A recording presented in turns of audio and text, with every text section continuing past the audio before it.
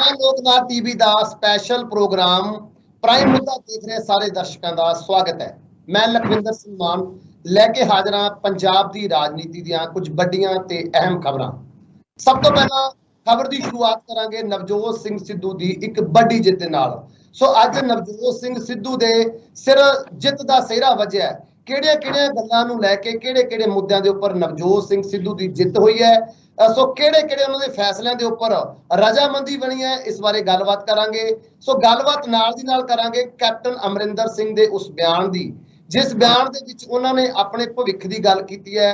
ਆਉਣ ਵਾਲੇ ਦਿਨਾਂ ਦੇ ਵਿੱਚ ਉਹਨਾਂ ਦੀ ਕੀ ਰਣਨੀਤੀ ਹੋਏਗੀ, ਇਸ ਬਾਰੇ ਵੀ ਗੱਲਬਾਤ ਕਰਾਂਗੇ।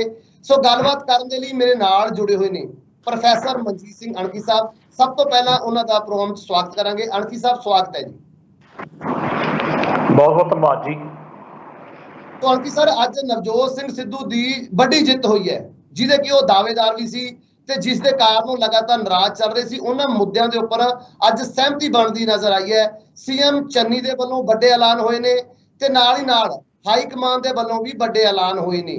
ਸੋ ਕਿਹੜੇ ਉਹ ਮੁੱਦੇ ਨੇ ਜਿਨ੍ਹਾਂ ਦੇ ਉੱਪਰ ਨਵਜੋਤ ਸਿੰਘ ਸਿੱਧੂ ਦੀ ਜਿੱਤ ਹੋਈ ਹੈ? ਸੋ ਜਿਹੜੇ ਮੁੱਦੇ ਤੁਹਾਨੂੰ ਪਤਾ ਹੀ ਹੈ ਤਕਰੀਬਨ ਜਿਹੜੇ ਚੱਲ ਰਹੇ ਸੀ, ਉਹਨਾਂ ਦੇ ਉੱਪਰ ਜਿੱਤ ਹੋਈ ਹੈ। ਕਿਸ ਤਰ੍ਹਾਂ ਜਿੱਤ ਹੋਈ ਹੈ, ਇਹ ਸਾਡੇ ਦਰਸ਼ਕਾਂ ਨਾਲ ਸਾਂਝ ਪਾਈਏ। ਅੱਛਾ ਮਾਨ ਸਾਹਿਬ, ਚਲੋ ਨਵਜੋਤ ਸਿੱਧੂ ਦੀ ਗੱਲ ਬਾਅਦ 'ਚ ਕਰਦੇ ਹਾਂ। ਤੁਸੀਂ ਜਿਹੜੀ ਭੂਮਿਕਾ ਸਵਾਲ ਜਿਹੜੇ ਬੰਨੇ ਨੇ ਉਹਨਾਂ ਦੀ ਗੱਲ ਬਾਅਦ 'ਚ ਕਰਦੇ ਹਾਂ। ਮੈਂ ਇੱਕ ਲੱਗਾ ਤੁਹਾਡੇ ਨਾਲ ਗੱਲ ਕਰਨ ਕਿ ਜਦੋਂ ਆਪਾਂ ਕਿੰਨੀ ਵਾਰੀ ਸਵੇਰ ਤੋਂ ਲੈ ਕੇ ਸ਼ਾਮ ਤੱਕ ਆਪਾਂ ਦਰਸ਼ਕਾਂ ਦੇ ਰੂਬਰੂ ਹੁੰਦੇ ਹਾਂ ਤੇ ਤੁਸੀਂ ਮੇਰਾ ਹਰ ਵਕਤ ਸਵਾਗਤ ਕਰਦੇ ਜੀ, ਕਿ ਸਭ ਦਾ ਸਵਾਗਤ ਕਰੀਏ।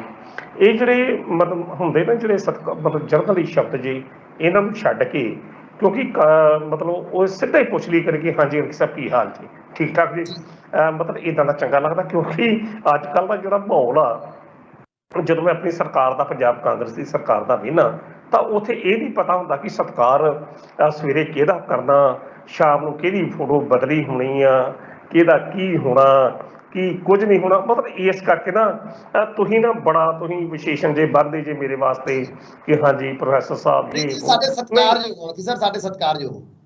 ਚਲੋ ਚੰਗੀ ਗੱਲ ਆ ਜੀ, ਤੁਸੀਂ ਸਤਿਕਾਰ ਦਿੰਦੇ ਜੇ, ਤੁਹਾਡਾ ਉਹ ਸਤਿਕਾਰ ਖਿੜੇ ਮੱਥੇ ਪ੍ਰਵਾਨ ਆ ਜੀ, ਕੋਈ ਗੱਲ ਨਹੀਂ। ਤੁਹਾਡੇ ਵਰਗਿਆਂ ਦਾ ਸਤਿਕਾਰ ਦੇ ਨਾਲ ਹੀ ਅਸੀਂ ਤੁਰੇ ਫਿਰਦੇ ਹਾਂ। ਪਰ ਜਰਨਲ ਦੀ ਕਹਾਣੀ ਇੱਦਾਂ ਦੀ ਹੈ, ਬਸ ਕਹਿ ਦਿਆ ਕਰੋ ਕਿ ਹਾਂਜੀ ਅੰਕਿਤ ਸਾਹਿਬ ਸਾਡੇ ਨਾਲ ਨੇ, ਤਾਂ ਇੰਨਾ ਹੀ ਬਹੁਤ ਵਧੀਆ। ਕਿਉਂ ਅਸੀਂ ਦਰਸ਼ਕਾਂ ਦੇ ਰੂਬਰੂ ਨੇ, ਸਤਿਕਾਰ ਦਰਸ਼ਕ ਜਿਹੜੇ ਹੁੰਦੇ ਨੇ ਚੱਲਦਾ ਵਧੀਆ, ਠੀਕ ਲੱਗਦਾ। ਕਿਉਂਕਿ ਇਹ ਗੱਲ ਮੈਂ ਤਾਂ ਕਰਦਾ ਪਿਆ ਕਿਉਂਕਿ ਅੱਜ ਕੱਲ੍ਹ ਵੇਖ ਲਓ, ਸਵੇਰੇ ਪਤਾ ਨਹੀਂ ਮੰਤਰੀ ਕਿਹੜਾ ਹੋਣਾ, DGP ਕਿਹੜਾ ਹੋਣਾ, ਨਵਜੋਤ ਸਿੱਧੂ ਹੋਣਾ ਨੇ ਕੀ ਕਰ ਦੇਣਾ, ਚੰਨੀ ਹੋਣਾ ਨੇ ਕੀ ਕਰ ਦੇਣਾ, ਇਹੋ ਜਿਹੀਆਂ ਗੱਲਾਂ ਕਰਕੇ ਨਾ ਮਨ ਜਿਹਾ ਖੱਟਾ ਜਿਹਾ ਹੋ ਜਾਂਦਾ।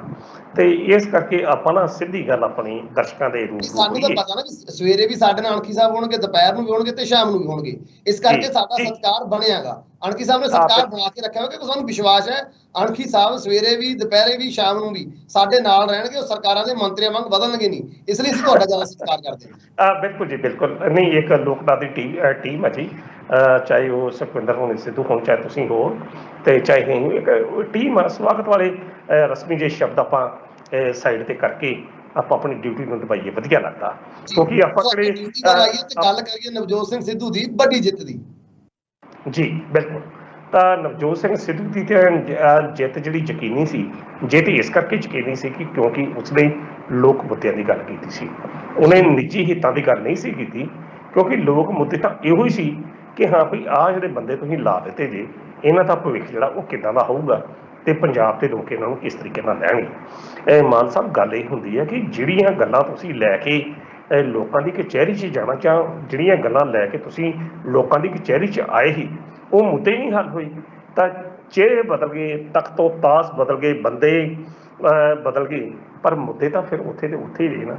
ਤਾਂ ਮਾਨ ਸਾਹਿਬ, ਫਿਰ ਦੁੱਖ ਤਾਂ ਕਿਤੇ ਨਾ ਕਿਤੇ ਹੁੰਦਾ ਹੀ ਹੈ। ਤੇ ਹਾਂ ਦਾ ਨਾਰਾ ਜੇ ਮਾਰਦਾ ਤਾਂ ਫਿਰ ਪ੍ਰਧਾਨ ਨਹੀਂ ਮਾਰਦਾ ਜੀ, ਇੱਕ ਨਿੱਕੀ ਜਿਹੀ ਗੱਲ। ਤੇ ਪ੍ਰਧਾਨ ਨੇ ਜੇ ਹਾਂ ਦਾ ਨਾਮ ਮਾਰਿਆ ਤਾਂ ਫਿਰ ਉਹਦਾ ਘੱਟੋ ਘੱਟ ਸਨਮਾਨ ਤੇ ਕਰਦਾ ਬੰਦਾ ਨਾ। ਤੇ ਉਹ ਵਿਅਕਤੀ ਹਮੇਸ਼ਾ ਨਵਜੋਤ ਸਿੰਘ ਸਿੱਧੂ ਦੀ ਅਸੀਂ ਗੱਲ ਕਰੀਏ ਤਾਂ ਉਸ ਬੰਦੇ ਨੇ ਕਦੇ ਮੁੱਦਿਆਂ ਦੇ ਆਧਾਰ ਤੇ ਕਦੇ ਸਮਝੌਤਾ ਨਹੀਂ ਜੇ ਕੀਤਾ। ਜੋ ਚਾਹੁੰਦਾ ਚਲੇ ਜਾਵੇ, ਕੋਈ ਪਰਵਾਹ ਨਹੀਂ, ਜੋ ਨਹੀਂ ਹੈਗਾ ਤਾਂ ਵੀ ਕੋਈ ਪਰਵਾਹ ਨਹੀਂ, ਜੋ ਮਿਲ ਗਿਆ ਤਾਂ ਵੀ ਉਹਦੀ ਖੁਸ਼ੀ। ਤੇ ਇਹੋ ਜਿਹੀ ਜਿਹੜੀ ਇੱਕ ਅਵਸਥਾ ਹੁੰਦੀ ਨਾ, ਇੱਕ ਸੰਤ ਦੀ ਅਵਸਥਾ ਹੁੰਦੀ ਹੈ।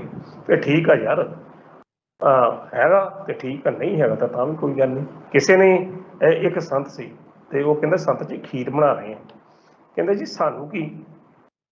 ਤਾਂ ਉਹ ਅੱਗੋਂ ਬੰਦਾ ਮੇਰੇ ਵਰਗੇ ਕਹਿੰਦੇ ਨਹੀਂ ਸੰਤ ਜੀ ਤੁਹਾਡੇ ਵਰਗੇ ਤੁਹਾਡੇ ਵਾਸਤੇ ਬਣਾ ਰਹੇ ਆ। ਕਹਿੰਦਾ ਫਿਰ ਤੁਹਾਨੂੰ ਕੀ। ਸੋ ਨਵਜੋਤ ਸਿੰਘ ਸਿੱਧੂ ਦੀ ਜਿਹੜੀ ਪੋਜੀਸ਼ਨ ਆ ਹਮੇਸ਼ਾ ਲੋਕ ਮੁੱਦਿਆਂ ਤੇ ਆਧਾਰਿਤ ਇਹ ਰਹੀ ਹੈ ਕਿ ਜਿੱਥੇ ਕੇਵਲ ਔਰ ਕੇਵਲ ਕੰਮ ਦੀ ਗੱਲ ਹੋਏਗੀ, ਲੋਕ ਹਿੱਤਾਂ ਦੀ ਗੱਲ ਹੋਏਗੀ, ਲੋਕ ਮੁੱਦਿਆਂ ਦੀ ਗੱਲ ਹੋਏਗੀ। ਚਲੋ ਜ਼ਿਆਦਾ ਵਿਸਥਾਰ 'ਚ ਆਪਾਂ ਨਾ ਜਾਈਏ, ਗੱਲ ਆਪਾਂ ਕਰਦੇ ਹਾਂ ਜਿਹੜੀ ਉਹਦੀ ਜਿੱਤ ਦੀ ਗੱਲ ਕਰਨ ਲਈ। ਜਿੱਤ ਦੀ ਗੱਲ ਜਿਹੜੀ ਸੀ ਕਿ ਉਸਨੇ ਦੋ ਮੁੱਦੇ, ਇਹ ਨਿੱਜੀ ਜਿੱਤ ਨਹੀਂ ਆ, ਇਹ ਪੰਜਾਬ, ਪੰਜਾਬੀ ਤੇ ਪੰਜਾਬੀਅਤ ਦੀ ਜਿੱਤ ਹੈ। ਇਹਨੂੰ ਇਸ ਤਰੀਕੇ ਨਾਲ, ਕਿਉਂਕਿ ਜੇਕਰ ਅਸੀਂ ਇਸ ਜਿੱਤ ਨੂੰ ਨਵਜੋਤ ਸਿੱਧੂ ਤੱਕ ਸੀਮਿਤ ਕਰ ਦੇਵਾਂਗੇ ਤਾਂ ਸ਼ਾਇਦ ਸਾਡੇ ਦਰਸ਼ਕ ਇਸ ਨੂੰ ਪਸੰਦ ਨਾ ਕਰਨ। ਕਿਉਂਕਿ ਘੱਟੋ ਘੱਟ ਕੋਈ ਬੰਦਾ ਇੱਕ ਚੌਕੀਦਾਰ ਹਾਕ ਮਾਰਨ ਵਾਲਾ ਤਾਂ ਰਹਿਣਾ ਚਾਹੀਦਾ ਨਾ। ਰਾਜੇ ਹਮੇਸ਼ਾ ਸੁੱਤੇ ਹੁੰਦੇ ਆ, ਚਾਹੇ ਉਹ ਮੁੱਖ ਮੰਤਰੀ ਦੇ ਰੂਪ 'ਚ ਹੋਵੇ ਤੇ ਚਾਹੇ ਉਹ ਪ੍ਰਧਾਨ ਮੰਤਰੀ ਦੇ ਰੂਪ 'ਚ ਹੋਵੇ। ਮਾਨ ਸਾਹਿਬ, ਰਾਜਿਆਂ ਨੇ ਹਮੇਸ਼ਾ ਸੁੱਤੇ ਰਹਿਣਾ ਤੇ ਸੁੱਤੇ ਲੋਕਾਂ ਨੂੰ ਜਗਾਉਣ ਵਾਸਤੇ ਇੱਕ ਉਸ ਪਹਿਰੇਦਾਰ ਦੀ ਜ਼ਰੂਰਤ ਹੁੰਦੀ ਹੈ ਜਿਹੜਾ ਕਿਸੇ ਨੂੰ ਜਿਹੜਾ ਲੋਕਾਂ ਦੀ ਪ੍ਰਤੀਨਿਧਤਾ ਕਰਦਾ। ਤਾਂ ਉਹ ਜਿਹਾ ਜਿਹੜਾ ਸਾਰਾ ਸਿਨੈਰੀਓ ਜਾਂ ਜਿਹੜੀ ਸਥਿਤੀ ਆ ਉਹ ਬੀਤੇ ਦਿਨਾਂ 'ਚ ਸਾਹਮਣੇ ਆਈ ਕਿ ਜਦੋਂ ਦੋ ਉਹ ਦਾਗੀ ਵਿਅਕਤੀ ਜਿਹੜੇ ਆ, ਚਾਹੇ ਉਹ ਪੰਜਾਬ ਦੇ ਜਿਹੜੇ ਐਡੀਸ਼ਨਲ DGP ਸੀ ਇਕਬਾਲਪ੍ਰੀਤ ਸਿੰਘ ਸੋਤਾ ਤੇ ਦਿਓਲ ਨੂੰ ਲਾ ਦਿੱਤਾ ਗਿਆ ਤਾਂ ਕੋਈ ਬੰਦਾ ਨਹੀਂ ਬੋਲਿਆ। ਹਰ ਬੰਦਾ ਚੁੱਪ ਸੀ ਕਿ ਹਾਂ ਭਾਈ ਠੀਕ ਆ, 2-4 ਮਹੀਨੇ ਮਿਲੇ ਆ, ਲੁੱਟਮਾਰ ਕਰੀਏ, ਆਪਣਾ ਕੰਮ ਧੰਦਾ ਕਰੀਏ ਤੇ ਖਤਮ ਕਰੀਏ। ਪਰ ਉਸ ਵਕਤ ਕਿਉਂਕਿ ਉਸ ਵਿਅਕਤੀ ਦਾ, ਨਵਜੋਤ ਸਿੰਘ ਸਿੱਧੂ ਦਾ ਜਿਹੜਾ ਸਿਨੈਰੀਓ ਆ ਉਹ ਕੇਵਲ ਪਟਿਆਲੇ ਤੋਂ ਲੈ ਕੇ ਚੰਡੀਗੜ੍ਹ ਤੱਕ ਨਹੀਂ ਆ। ਪੰਜਾਬ ਦੇ ਜਿੱਥੇ ਧਾਰ ਬਲਾਕ ਤੱਕ ਉਹਦਾ ਸਿਨੈਰੀਓ ਜਾਂਦਾ, ਉਸ ਦਾ ਬਠਿੰਡੇ ਦੇ ਦੂਜੇ ਪਿੰਡ ਤੱਕ ਵੀ ਜਾਂਦਾ ਤੇ ਡੇਰਾ ਬਾਬਾ ਨਾਨਕ ਦੇ ਕਰਤਾਰਪੁਰ ਕਾਰੀਡੋਰ ਤੱਕ ਵੀ ਜਾਂਦਾ। ਸੋ ਉਸ ਵਿਅਕਤੀ ਦੇ ਸਿਨੈਰੀਓ ਦੇ ਆਧਾਰ ਤੇ ਉਹਨੇ ਉਸੇ ਵੇਲੇ ਇਸ ਮੰਗ ਦੇ ਜੋ ਕੁਝ ਹੋਇਆ ਇਸ ਸਿਸਟਮ ਦੇ ਵਿਰੁੱਧ ਆਵਾਜ਼ ਉਠਾਈ ਤੇ ਇਹ ਮੰਗ ਕੀਤੀ ਕਿ ਇਹਨਾਂ ਬੰਦਿਆਂ ਨੂੰ ਤੁਰੰਤ ਬਰਖਾਸਤ ਕੀਤਾ ਜਾਵੇ। ਤੇ ਨਾਲ ਹੀ ਨਾਲ ਗੁਰਜੀਤ ਦੇ ਸਦਰ ਦੇ ਵਿੱਚ ਵੀ ਕਿਹਾ ਕਿ ਉਹ ਦਾਗੀ ਮੰਤਰੀ ਜਿਹੜੇ ਨੇ, ਸੌਰੀ ਮੈਂ ਮਾਫ ਕਰਦਾ, ਮੈਂ ਰਾਣਾ ਗੁਰਜੀਤ ਦਾ ਉਹਨੇ ਨਾਮ ਨਹੀਂ ਲਿਆ, ਉਹਨੇ ਕਿਹਾ ਕਿ ਦਾਗੀ ਬੰਦੇ ਵਿੱਚ ਨਹੀਂ ਆਉਣੇ ਚਾਹੀਦੇ। ਸੋ ਕਹਿਣ ਦਾ ਅਰਥ ਸੀ ਕਿ ਉਹਨੇ ਉਸ ਵਿਅਕਤੀ ਨੇ ਜਦੋਂ ਪਤਾ ਲੱਗਾ ਕਿ ਨਹੀਂ ਸਾਡੀ ਗੱਲ ਸੁਣੀ, ਜਿਹਨੂੰ ਚੁੱਕਿਆ ਅਸਤੀਫਾ, ਚੁੱਕੋ ਮੂੰਹ ਤੇ ਮਾਰਿਆ, ਮੂੰਹ ਤੇ ਕੀ ਕੰਮ ਖਤਮ ਕਰੋ ਕਿ ਜੇਕਰ ਮੇਰੀ ਗੱਲ ਹੀ ਨਹੀਂ ਸੁਣਨੀ, ਜੋ ਵੀ ਕੁਝ ਹੁੰਦਾ ਤੁਸੀਂ ਆਪਣੀ ਮਨ ਮਰਜ਼ੀ ਕਹਿੰਦਾ, ਫਿਰ ਪ੍ਰਧਾਨ ਕਾਹਦਾ। ਹੁਣ ਪ੍ਰਧਾਨ ਸੁਨੀਲ ਜਾਖੜ ਨਹੀਂ ਆ, ਹੁਣ ਪ੍ਰਧਾਨ ਪ੍ਰਤਾਪ ਸਿੰਘ ਬਾਜਵਾ ਨਹੀਂ ਆ, ਹੁਣ ਪ੍ਰਧਾਨ ਲਾਲ ਸਿੰਘ ਨਹੀਂ ਆ, ਹੁਣ ਪ੍ਰਧਾਨ ਇਹੋ ਜਿਹੇ ਬੰਦੇ ਹੋਰ ਨਹੀਂ ਆ। ਹੁਣ ਪ੍ਰਧਾਨ ਨਵਜੋਤ ਸਿੰਘ ਸਿੱਧੂ ਆ, ਜਿਹੜਾ ਇੱਕ ਪਾਰਟੀ ਵੱਲੋਂ ਕੇਂਦਰੀ ਹਾਈਕਮਾਨ ਵੱਲੋਂ ਇੱਕ ਪਹਿਰੇਦਾਰ ਦੇ ਰੂਪ ਦੇ ਵਿੱਚ ਬਣਾ ਕੇ ਇੱਥੇ ਬਾਲਿਆ ਗਿਆ ਕਿ ਮਿੱਤਰ ਪਿਆਰੇ, ਜੇਕਰ ਕਾਂਗਰਸ ਪ੍ਰਸ਼ਾਸਨ ਕੁਝ ਗਲਤ ਕਰਦਾ, ਕਾਂਗਰਸ ਸਰਕਾਰ ਗਲਤ ਕਰਦੀ ਹੈ ਤੇ ਉਹਨਾਂ ਨੂੰ ਮਿਲ 'ਚ ਸੁਚੇਤ ਕਰੋ।